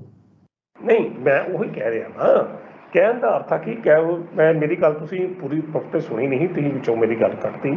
ਇੱਕ ਹੁੰਦਾ ਪੈਰਾਡਾਈਜ਼, ਉਹ ਜਿਹੜਾ ਫੂਲਸ ਪੈਰਾਡਾਈਜ਼, ਮੂਰਖਾਂ ਦਾ ਸਵਰਗ। ਉਸ ਮੂਰਖਾਂ ਦੇ ਸਵਰਗ 'ਚ ਹਰ ਬੰਦਾ ਹੀ ਸੋਚਦਾ ਅੱਛਾ ਮੈਂ ਸਵੇਰੇ ਇਹ ਕਰ ਦੇਣਾ, ਉਹ ਕਰ ਦੇਣਾ, ਮਾਨ ਸਾਹਿਬ ਸਵੇਰੇ ਉੱਥੇ ਹੋਣੇ ਆ, ਮੈਂ ਉੱਥੇ ਚਲੇ ਜਾਣਾ ਆ, ਮੈਂ PM ਦਾ ਮੀਡੀਆ ਐਡਵਾਈਜ਼ਰ ਬਚਣਾ। ਇਹੋ ਜਿਹੀਆਂ ਗੱਲਾਂ ਕੈਪਟਨ ਸਾਹਿਬ ਵੀ ਕਹਿੰਦੇ ਕਿ ਠੀਕ ਆ, ਕਾਂਗਰਸ ਨੇ ਮੈਨੂੰ ਜੱਲੀ ਕਰਕੇ ਕੱਢਿਆ, ਮੈਂ ਕਾਂਗਰਸ ਦੀ ਫੱਟੀ ਪੋਚ ਦੇਣੀ ਆ, ਨਵਜੋਤ ਸਿੱਧੂ ਨੂੰ ਮੈਂ ਜਿੱਤਣ ਨਹੀਂ ਦੇਣਾ, ਹਰਾ ਦੇਣਾ। ਠੀਕ ਹੈ, ਉਹ ਸੁਪਨੇ ਲੈ ਸਕਦੇ ਆ, ਪਰ ਤੁਹਾਡੀ ਵਾਲੀ ਗੱਲ ਜਿਸ ਤਰ੍ਹਾਂ ਤੁਸੀਂ ਕਹੀ ਕਿ ਇਹ ਫੈਸਲਾ ਲੋਕਾਂ ਨੇ ਕਰਨਾ। ਕੈਪਟਨ ਸਾਹਿਬ 4.5 ਸਾਲ ਤੱਕ ਪੰਜਾਬ ਦੇ ਲੋਕ ਤੁਹਾਡੀ ਮਾਨਸਿਕਤਾ ਨੂੰ ਸਮਝ ਚੁੱਕੇ ਆ, ਤੁਹਾਡੀ ਕਾਰਜਸ਼ੈਲੀ ਤੋਂ ਲੋਕ ਜਾਣੂ ਜੇ। ਤੁਸੀਂ ਜੋ ਕੰਮ 4.5 ਸਾਲ ਕੀਤੇ ਲੋਕਾਂ ਨੂੰ ਪੂਰਾ ਪਤਾ, ਲੋਕ ਤੁਹਾਡੇ ਵੱਲੋਂ ਕੀ ਕੁਝ ਸੋਚਦੇ ਨੇ ਪੰਜਾਬ ਦੇ ਲੋਕ, ਉਹਨਾਂ ਗੱਲਾਂ ਨੂੰ ਸਮਝੋ ਔਰ ਉਸ ਸੱਚਾਈ ਨੂੰ, ਜਿਹੜਾ ਕੰਧ ਤੇ ਲੱਗਾ ਸ਼ੀਸ਼ਾ ਆ, ਉਹ ਸੱਚਾਈ ਸਵੀਕਾਰ ਕਰੋ। ਜੇ ਤਾਂ ਤੁਸੀਂ ਸਿਆਸਤ ਕਰਨੀ ਆ ਜਮ ਕਰੋ, ਤੇ ਜੇ ਲੋਕ ਹਿਰਦਿਆਂ 'ਚ ਵਸਣਾ, ਜੇ ਲੋਕ ਨਾਇਕ ਮੰਨਣਾ, ਤਾਂ ਫਿਰ ਲੋਕ ਮਸਲਿਆਂ ਦੇ ਹੱਲ ਕਰਨ ਦੀ ਗੱਲ ਕਰੋ। ਉਹਨਾਂ ਮਸਲਿਆਂ ਨੂੰ ਹੱਲ ਕਰਨ ਦੀ ਗੱਲ ਕਰੋ ਕਿ ਜਿਹੜੇ ਗੁਰੂ ਗ੍ਰੰਥ ਸਾਹਿਬ ਗੁਟਕਾ ਸਾਹਿਬ ਦੀ ਸਹੁੰ ਖਾ ਕੇ ਤੁਸੀਂ ਚੁੱਕੇ ਸੀ, ਉਹਨਾਂ ਵੱਲ ਤੁਸੀਂ ਆਏ ਨਹੀਂ। ਤਾਂ ਸੁਖਵਿੰਦਰ ਹੋਣਾ ਨਾਲ ਮੈਂ ਕਈ ਵਾਰੀ ਗੱਲ ਕਰਦਾ ਹੁੰਦਾ, ਸੁਖਬੀਰ ਬਾਦਲ ਦੀ, ਕਿ ਜਿਨ੍ਹਾਂ ਨੇ ਸਿਆਸਤ ਗੁਰੂ ਗ੍ਰੰਥ ਸਾਹਿਬ ਦੇ ਕੀਤੀ, ਜਿਨ੍ਹਾਂ ਨੇ ਬੇਅਦਬੀ ਕੀਤੀ, ਉਹਨਾਂ ਦਾ ਵੀ ਕੱਖ ਨਾ ਰਵੇ, ਤੇ ਜਿਨ੍ਹਾਂ ਨੇ ਇਹਦੇ ਨਾਂ ਤੇ ਸਿਆਸਤ ਕੀਤੀ, ਉਹਨਾਂ ਦਾ ਵੀ ਕੱਖ ਨਾ ਰਵੇ। ਇਹ ਸੁਖਬੀਰ ਬਾਦਲ ਦੇ ਇਹ ਸ਼ਬਦ ਮੈਨੂੰ ਹਮੇਸ਼ਾ ਜਦੋਂ ਕੈਪਟਨ ਅਮਰਿੰਦਰ ਸਿੰਘ ਦੀ ਅਧੋਗਤੀ ਨਜ਼ਰ ਆਉਂਦੀ, ਪਤਨ ਜਿਹੜਾ ਨਜ਼ਰ ਆਉਂਦਾ, ਤਾਂ ਵਾਕਿਆ ਹੀ ਕਿ ਉਹ ਸੱਚ ਹੈ। ਗੁਰੂ ਸਾਹਿਬ ਨੂੰ ਜਿਸ ਵੀ ਬੰਦੇ ਨੇ ਵਰਤਣ ਦੀ ਕੋਸ਼ਿਸ਼ ਕੀਤੀ, ਮਾਫ ਕਰਦਾ, ਮੈਂ ਇੱਕ ਨਿੱਕਾ ਜਿਹਾ ਇਨਸਾਨ ਆ ਕਿ ਗੁਰੂ ਸਾਹਿਬ ਭਾਈ ਮਤਲਬ ਕੋਈ ਨਹੀਂ ਜਿਹਨੇ ਗੁਰੂ ਗ੍ਰੰਥ ਸਾਹਿਬ ਦੇ ਨਾਮ ਤੇ ਇੱਦਾਂ ਦੀ ਸਿਆਸਤ ਕੀਤੀ, ਰਿਹਾ ਕਿਸੇ ਦਾ ਵੀ ਕੱਖ ਨਹੀਂ। ਤਾਂ ਕੈਪਟਨ ਅਮਰਿੰਦਰ ਸਿੰਘ ਹੋਰਾਂ ਨੂੰ ਘੱਟੋ ਘੱਟ ਇਸ ਗੱਲ ਨੂੰ ਸਮਝ ਲੈਣਾ ਚਾਹੀਦਾ ਕਿ ਸਥਿਤੀਆਂ ਉਹ ਨਹੀਂ ਹੈ। ਤੁਸੀਂ ਹਰਾਓ ਜ਼ਰੂਰ, ਹਰਾਓ, ਪੋਲਿਟਿਕਸ ਜ਼ਰੂਰ ਕਰੋ, ਪਰ ਇਹੋ ਜਿਹੀਆਂ ਸਥਿਤੀਆਂ ਪੈਦਾ ਨਾ ਕਰੋ ਕਿ ਜਿਸ ਕਰਕੇ ਤੁਸੀਂ ਲੋਕਾਂ ਦੇ ਹਿਰਦਿਆਂ ਤੋਂ ਲੋਕ 4.5 ਸਾਲ ਦੌਰਾਨ ਤੁਹਾਨੂੰ ਪਤਾ ਹੋਵੇਗਾ ਕਿ ਲੋਕਾਂ ਦੀ ਸਥਿਤੀ ਦੇ ਮਨ ਵਿੱਚ ਤੁਹਾਡੀ ਸਥਿਤੀ ਕੀ ਹੈ। ਲੋਕ ਤੁਹਾਡੇ ਕੋਲੋਂ ਜਾਣਦੇ ਨਹੀਂ। ਨਵਜੋਤ ਸਿੱਧੂ ਨੂੰ ਹਰਾਉਣਾ ਤੁਸੀਂ ਨਹੀਂ ਹਰਾਉਣਾ, ਉਹ ਲੋਕਾਂ ਨੇ ਹਰਾਉਣਾ ਤੇ ਜਿਤਾਉਣਾ ਲੋਕਾਂ ਨੇ ਜਿਤਾਉਣਾ। ਪਰਸੋਂ ਉਸ ਬੰਦੇ ਨੇ ਇਸ ਮੁੱਦੇ ਤੇ ਜਿੱਦਣ ਅਸਤੀਫਾ ਦਿੱਤਾ, ਪੰਜਾਬ ਦੇ ਵਿੱਚ, ਪੰਜਾਬ ਤੋਂ ਲੈ ਕੇ ਪੂਰੇ ਵਿਸ਼ਵ ਵਿੱਚ ਇੱਕ ਤੂਫਾਨ ਆ ਗਿਆ ਸੀ। ਕੀ ਗੱਲ ਹੋਈ? ਤੇ ਕੈਪਟਨ ਸਾਹਿਬ ਜਿੱਦਣ ਤੁਹਾਡੇ ਕੋਲ ਅਸਤੀਫਾ ਲਿਆ ਸੀ ਤੇ ਤੁਹਾਡੇ ਵਾਸਤੇ ਇੱਕ ਵੀ ਬੰਦੇ ਨੇ ਹਾਂ ਦਾ ਨਾਰਾ ਨਹੀਂ ਮਾਰਿਆ। ਸਭ ਲੋਕ ਕਹਿੰਦੇ ਸੀ ਕਿ ਚੰਗਾ ਹੋਇਆ। ਹਾਂਜੀ ਮਾਨ ਸਾਹਿਬ। ਅਣਖੀ ਸਾਹਿਬ, ਤੁਸੀਂ ਇਹਨਾਂ ਅਹਿਮ ਮੁੱਦਿਆਂ ਉੱਪਰ ਚਰਚਾ ਕੀਤੀ ਹੈ। ਸਾਡੇ ਦਰਸ਼ਕਾਂ ਨੂੰ ਇਹ ਚਰਚਾ ਜ਼ਰੂਰ ਪਸੰਦ ਆਈ ਹੋਊਗੀ, ਕਿਉਂਕਿ ਵਿਸਥਾਰ ਦੇ ਨਾਲ ਤੁਸੀਂ ਦੱਸਿਆ, ਕੈਪਟਨ ਦੀ ਸਥਿਤੀ ਨੂੰ ਦੱਸਿਆ, ਕੈਪਟਨ ਦੀ ਰਣਨੀਤੀਆਂ ਨੂੰ ਵਿਸਥਾਰ ਦੇ ਨਾਲ ਦੱਸਣ ਦੀ ਕੋਸ਼ਿਸ਼ ਕੀਤੀ ਹੈ ਵੀ ਕਿ ਜੋ ਰਣਨੀਤੀਆਂ ਬਣਾ ਰਹੇ ਨੇ ਕਿ ਉਹ ਸਕਸੈਸਫੁਲ ਹੋ ਜਾਣਗੀਆਂ। ਜਿਵੇਂ ਉਹਨਾਂ ਦੇ ਬਿਆਨ ਨੇ ਵੀ ਮੈਂ ਨਵਜੋਤ ਸਿੰਘ ਸਿੱਧੂ ਨੂੰ ਹਰਾ ਦੇਵਾਂਗਾ, ਕਿ ਉਹ ਬਿਆਨਾਂ ਦੇ ਵਿੱਚ ਕੁਝ ਦਮ ਹੈ। ਇਸ ਬਾਰੇ ਵੀ ਤੁਸੀਂ ਵਿਸਥਾਰ ਦੇ ਨਾਲ ਚਰਚਾ ਕੀਤੀ ਤੇ ਚਰਚਾ ਕੀਤੀ ਨਵਜੋਤ ਸਿੰਘ ਸਿੱਧੂ ਦੇ ਉਹਨਾਂ ਮੁੱਦਿਆਂ ਦੀ ਜੋ ਨਵਜੋਤ ਸਿੰਘ ਸਿੱਧੂ ਦੇ ਪਰਸਨਲ ਮੁੱਦੇ ਨਾ ਹੋ ਕੇ ਲੋਕਾਂ ਦੇ ਮੁੱਦੇ ਸੀ, ਜਿਨ੍ਹਾਂ ਦੇ ਉੱਪਰ ਅੱਜ ਜਿੱਤ ਦਾ ਜੋ ਨਿਸ਼ਾਨ ਲੱਗ ਚੁੱਕਿਆ, ਮੋਹਰ ਲੱਗ ਚੁੱਕੀ ਹੈ। ਪ੍ਰਧਾਨਗੀ ਵੀ ਕਾਇਮ ਹੈ, ਡੀਜੀਪੀ ਨੂੰ ਬਦਲਣ ਦੀਆਂ ਵੀ ਗੱਲਾਂ ਹੋ ਚੁੱਕੀਆਂ ਨੇ ਤੇ ਨਾਲ ਸਪੈਸ਼ਲ ਪ੍ਰੋਸੀਕਿਊਸ਼ਨ ਵੀ ਲੱਗ ਚੁੱਕੀ ਹੈ ਬੇਅਦਬੀ ਦੇ ਮਾਮਲਿਆਂ ਦੇ ਵਿੱਚ। ਸੋ ਵੱਡੀ ਜਿੱਤ ਨਵਜੋਤ ਸਿੰਘ ਸਿੱਧੂ ਦੀ ਹੋਈ ਹੈ। ਸੋ ਤੁਸੀਂ ਇਹਨਾਂ ਅਹਿਮ ਮੁੱਦਿਆਂ ਉੱਪਰ ਗੱਲਬਾਤ ਕਰਨ ਦੇ ਲਈ ਸਾਡੇ ਨਾਲ ਜੁੜੇ, ਇਸ ਲਈ ਤੁਹਾਡਾ ਇੱਕ ਵਾਰ ਫਿਰ ਤੋਂ ਬਹੁਤ ਬਹੁਤ ਧੰਨਵਾਦ। ਬਹੁਤ ਬਹੁਤ ਸ਼ੁਕਰੀਆ। ਸੋ ਇਹ ਸੀ ਪ੍ਰੋਫੈਸਰ ਮਨਜੀਤ ਸਿੰਘ ਅੜਕੀ, ਜਿਨ੍ਹਾਂ ਨੇ ਵਿਸਥਾਰ ਦੇ ਨਾਲ ਇਹਨਾਂ ਸਾਰੇ ਚਰਚਾ ਕੀਤੀ ਹੈ ਜੀ ਮੁੱਦਿਆਂ ਦੇ ਉੱਪਰ। ਸੋ ਸਾਨੂੰ ਉਮੀਦ ਹੈ ਸਾਡੇ ਦਰਸ਼ਕਾਂ ਨੂੰ ਇਹ ਚਰਚਾ ਜ਼ਰੂਰ ਪਸੰਦ ਆਏਗੀ।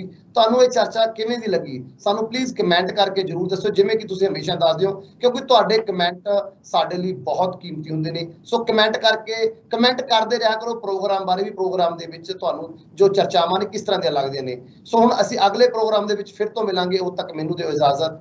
ਧੰਨਵਾਦ।